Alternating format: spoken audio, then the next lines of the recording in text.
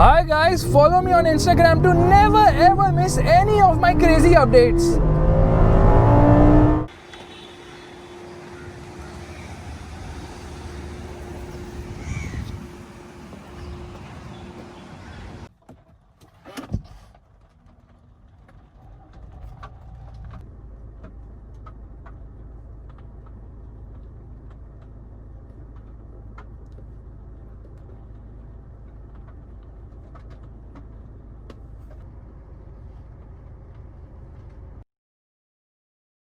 Alright, we are all set to go. Getting into sport mode. Traction control button does not work. Left foot on the brake, right foot on the accelerator, revving the motor, and off we go.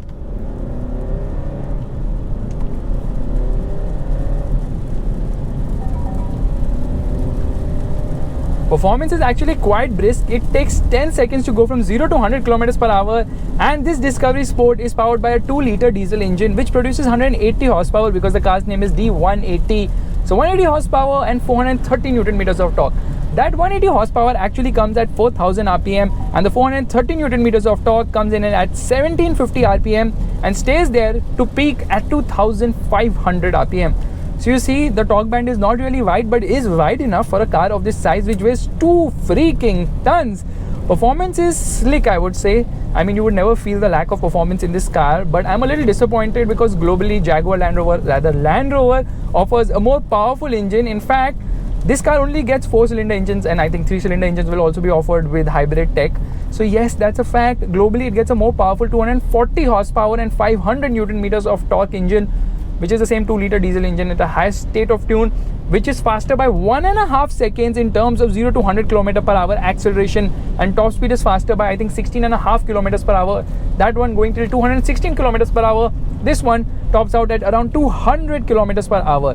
Now, because this is now BS6 compliant, it is really very smooth and extremely refined as well. In fact, the horn is nice. In fact, the refinement levels are absolutely stellar, much improved from before. But once you get past the mid-range, it becomes a bit vocal, and it becomes vocal in the sense that you can feel a little bit of the dieselness, but for the most part, it's a very refined engine, definitely more refined than before. This is obviously complying with BS6 emission norms, and that's why it has good refinement. It's a very drivable engine as such, so drivability is good. Mid-range punch is where it's very exciting, but the top end is a bit lacking. It feels a little lackluster in the top end, doesn't really like the red line as much. Goes all the way till 4500 RPM, and there's a drag race happening between 3 of these commercial vehicles, unfortunately, which means that you just have to get on the gas. Overtaking is really nice because it will give you a downshift, but it's not the most eager in terms of giving you a downshift.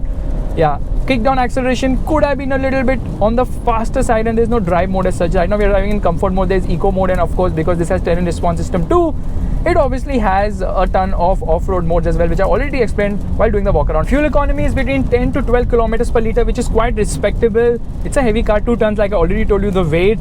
But this one has a 70-liter fuel tank, 65 to 70 liters, somewhere between that. There's some ambiguity around there.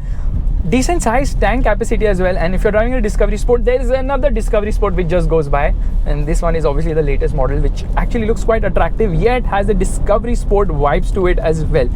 Now, the steering is on the heavier side without a doubt, which takes some effort when driving at slower speeds or while parking this car, but I have no issue with it because it is bristling with a lot of feel and feedback. So at higher speeds, it does weigh up nicely and also inspires a lot of confidence as well. So when you come across a corner, you won't hesitate to push it around because the steering tells you exactly where you're going. The only unfortunate part is there is some amount of body roll. The suspension is beautifully judged, fabulously judged if I may, because the damping is spot on and it does a great job on the worst of roads. But you know, the chassis is obviously on the stiffer side. The suspension is a little bit on the softer side, I would say. Yeah, softness, I mean, it's not really on the softer side, but you can feel a bit of the softness when you come around the corner because there is a lot of body roll as well. So yes, not the most dynamic. Yeah, I know it is known as the Land Rover Discovery Sport, but honestly it should be known as the Land Rover Discovery Comfort, because comfort is the forte of this car. Only thing is, I'm not able to wrap my head around the fact that why is there no sport mode on offer? Yeah, there's a sport mode for the gearbox. I'm in the sport mode for the gearbox, which only holds the revs higher, and obviously I can manually take control of things using the paddle shifters, but that doesn't put it into M mode. There's no M mode, there's just sport mode and there's normal drive mode. That's it. There is no manual mode as such, and that's the reason why it even doesn't hold hold onto a gear when you click onto the pedals. So here, getting onto the gas in second gear, it will just upshift. It does not care how many times you touch the pedals, and it doesn't even come up with this warning which used to come before command shift activated. That was super cool. It's missing here.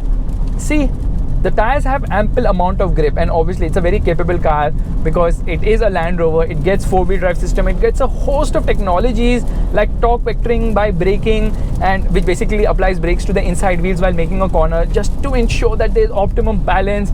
And it's got all surface progress control as well. That's like the cruise control for off-road situations. And this road is filled with the D8 platform vehicles because there's one right ahead of us as well. Now that is not a Land Rover, that is the Tata Harrier, which gets a platform which is inspired by the D8 platform. The front suspension is very similar as well, multi-link at the rear. You do not get a similar suspension in the Harrier. But let's talk about the Discovery Sport. Throttle response could have been a little bit more sharper and more engaging as such. But what you would really love about this car is it gives you a great view of what's around. You sit high up, and when you sit high up, you realize that it gives you a complete SUV feeling as well. Now here, kick down acceleration takes some time. It could have been faster. This is a 9-speed torque converter gearbox, which loves fuel economy somehow, and probably in the interest of reducing the emissions, it's not eager enough to make a downshift, which is a bit disappointing actually, because it's a 9-speed gearbox. You would expect it to snap gears like this. It unfortunately does not do that. It is very lethargic at times. It takes its own sweet time to shift gears, and that means that, what is this guy doing? I have no freaking idea. He has no indicators, he has nothing. I mean, this is a video game. You see, the dynamic balance is great in terms of the grip levels because of 4-wheel drive and good tires on this car. But a little bit of body roll here and there, you wouldn't really mind it because it's part of the SUV experience too. So like I was telling you, plenty of electronics on this car, right from downhill assist, hill climb assist, you name it. It's loaded with a ton of them to give you a brilliant drive. And the drive is in fact absolutely brilliant on this car, because the traditional SUV feel is obviously there in abundance. In fact, it feels very rugged. It's one of the few cars in the segment which feels that SUV-ish to drive. Others feel very soft. This does not feel soft. This actually feels very much SUV-like. The only thing is that, you know, the 240 horsepower engine would have done justice to this car's pricing, because there are 4 variants on offer, and out of those 4 variants, 2 are of course for the petrol and 2 are for the diesel. Range starts at 71.26 lakhs on-road Mumbai for the base petrol, and then is this particular variant which I'm driving, which is the S diesel, which is the base variant of the diesel, because the top end is the R Dynamic. This one costs around 72.4 lakh rupees, 72.36 lakhs to be precise, on-road Mumbai. And then the third variant is again a diesel, which is the top end, the R Dynamic, which costs 75 lakh rupees, and the R Dynamic petrol is a top end which costs 20,000 more. That's kind of weird why the petrol is more expensive than the diesel. I love the steering wheel. The feel and feedback is absolutely sensational. Wow. And the ruggedness and the feel of driving this car, it's giving me the vibes of a Range Rover. This is a Land Rover, but it's giving me the vibes of a Range Rover, and it just does not hesitate to actually go through a corner. Although the body roll is there, but still it inspires you to push it harder and faster. That is the level of composure on offer, and braking performance is also fab in this vehicle. It stops dead in its track. That is the level of balance on offer. However, this is not really a dynamic car. It is more oriented towards comfort. Yes, it is very good in terms of comfort and flexibility, in terms of ride quality as well. And that is the reason why, if you're looking for a dynamic car in this segment, you're better off with the BMW X3, not with the Range Rover, rather the Land Rover Discovery Comfort, Discovery Sport. I keep saying Range Rover because the interior gives me that vibe. It feels so good on the inside. You know, this bridge fell down from there. If you want to take this car off-road, you would never ever face a problem. You would not even think twice, because that is how good Land Rovers are off the road.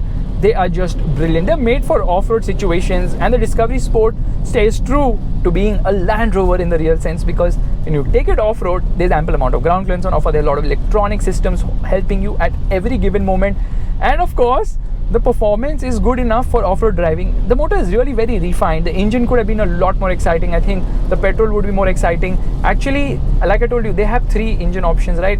The 150 horsepower engine is also there. There's another diesel 150 horsepower engine, not on sale in India, of course. All engines are 2 liter, of course. However, there's a 150 horsepower engine abroad with a manual gearbox. That's right, it gets a manual gearbox, and that manual gearbox will be obviously more fun, but that's like the entry level model of the Land Rover Discovery Sport abroad. very attractively priced for sure, but unfortunately in India we only get one engine option, and globally also there are no 6-cylinder engines on offer in the Land Rover Discovery Sport. If you want more powerful engines, then you have to upgrade to maybe a Velour or probably the Range Rover Sport as well. And amongst all these cars, the confusion happens because of the fact that some of the Range Rovers and the Land Rovers, they overlap in terms of pricing. So you can get an Evoque for the price of a Discovery Sport. Then you have to think about whether you want style or whether you want the comfort, which is offered by the Discovery Sport, and the Range Rover Evoque is more dynamic in that sense. Maybe the Range Rover Evoque is the true Land Rover Discovery Sport, and the Land Rover Discovery Sport which I'm driving is the Land Rover Discovery Comfort, because that's how different they are and positioned well as well. Any which ways, this car actually is a facelift of the Land Rover Discovery Sport, which was launched in 2014. After 5 years of being in the market, they gave it a facelift, in which usually the case is of changing the lights, bumpers here and there, and making a little bit different upholstery inside. But here they've gone ahead and changed the platform of the car. Like really, yes, that's right. This is underpinned by a new platform similar to the one on the Range Rover Evoque. It is known as the Premium Transverse Architecture, and that's the reason why this car feels so much better in terms of handling characteristics as well. This new platform is very nice, and of course somehow I feel it's quieter. Why did they change the platform? Because this new platform can take batteries. So yes, you can go hybrid, which they already have with the petrol engine, and you can also go electric, which will also happen in due course of time.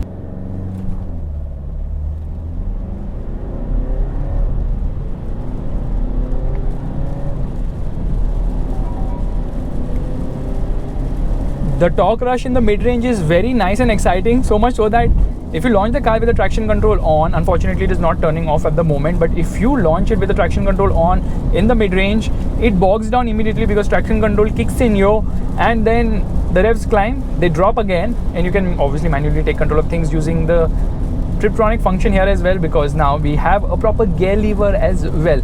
Now the interesting part about this car is the fact that this gearbox is so eager to be in the highest gear possible for better fuel consumption, I believe, that you can actually drive it in 9th gear at any speed. Not literally any speed, but somewhere around maybe 60 kilometers per hour you can be in 9th gear. I'm not kidding. Alright, so right now we are in 9th gear. Actually I'm going to come into 7th gear right now. So the speed is, yeah, it's downshifted all of a sudden to 4th gear. So you're doing 60 kilometers per hour, upshift, upshift, upshift. It is in 7th. Speed increasing a little bit. It's in 8th at 55. Around 70 kilometers per hour, it has reached 8th gear. And now it's reached 9th gear as well at around 75 kilometers per hour. Somewhere around that. Actually, it shifts up and then it comes down. I don't know what. But then if I get hard onto the gas, there is no progress whatsoever because of the initial lag which is there of the turbo. So it doesn't move initially. If I whack the throttle, no, it's not responding. So I don't understand. Yeah, now it responded. I told you it's a little slow to downshift. Put me in 4th gear. That number which is coming on the console now is a bit confusing at times. Sometimes it's showing some gear, sometimes it's showing me another gear. It should tell straight away that the shift is declined. I'm sorry, we cannot process it right now. Some of the cars actually do that. It's kind of rude, but at least you get a good picture of what's happening. Over bumps and all, you feel so comfortable in this vehicle. Now let's just put it into normal drive mode. There it is in normal drive mode. Doesn't make much of a difference, and you can see in the instrument cluster those markings. Well, that is for the lane keep assist, and that works flawlessly well on this car. Basically what lane keep assist does is keeps you in your lane, and that's what we're going to try right now. So you can see I have left my hands on the steering wheel, and the car is drifting a bit right, of course, but it is able to put it back in the lane. That's how flawlessly well it works. So it can do it for minor turns, not for big turns. Otherwise, then nobody will drive and keep a chauffeur. They'll just sit in the rear bench. Just keep your hands on the wheel, something which even Tesla models do, just to tell you that, you know, you can't use it as an autonomous function. And there, it's steering beautifully well. Well, that is an interesting system for sure, and works flawlessly on this car. Really very nice. Okay, it's working at higher speeds too. Brilliant. But somehow in the case of Tesla, it tries to wake you up. It will put a judder, a vibration on the steering wheel and be like, you know what, enough is enough. You can't keep doing this. You need to take control of the wheel, and I think it's done it right now. So that is also a very nice system. In fact, there's a warning which is coming on there on the warning triangle next to the clock on the instrument cluster, the digital part of the instrument cluster, which kind of feels a little weird because I think the RPM actually starts from 2000 RPM, because I'm not looking at the digital part only, I'm looking at the analog part. So this half instrument cluster doesn't really make much sense to me. That said, I think the updates to the Land Rover Discovery Sport are really very nice, and the car feels so much better than before, and the new platform gives it a new lease of life as well. Performance is really very nice, but more oriented towards comfort. Suspension more oriented towards comfort. Everything in this car screams comfort, not sport. And that's the reason why I've been saying Land Rover Discovery Comfort would be an apt name for this vehicle. And on that discovery, it's time to end. Thank you so much for watching this vlog. If you liked it, you know what you have to do. Give it a thumbs up, that's a like button, and also subscribe to the channel. I will see you guys in the next video real soon. Bye bye, take care. By the way, Neha, did you like the car? How is the car? It's awesome. What do you like about it? The lane assist it works brilliantly. What else do you like about the car? Performance, smoothness, refinement? Refinement. अच्छा है ना यार, कौन मना करेगा? It's Discovery. I know, but it's the entry level Land Rover. हाँ तो Well, that is सोचो actually the Harrier. हाँ. It's time to end the vlog. Do the honors now. अरे हाँ तो it's time to end the vlog. Yo, who bombs on national? National what? This is not national television. This is YouTube.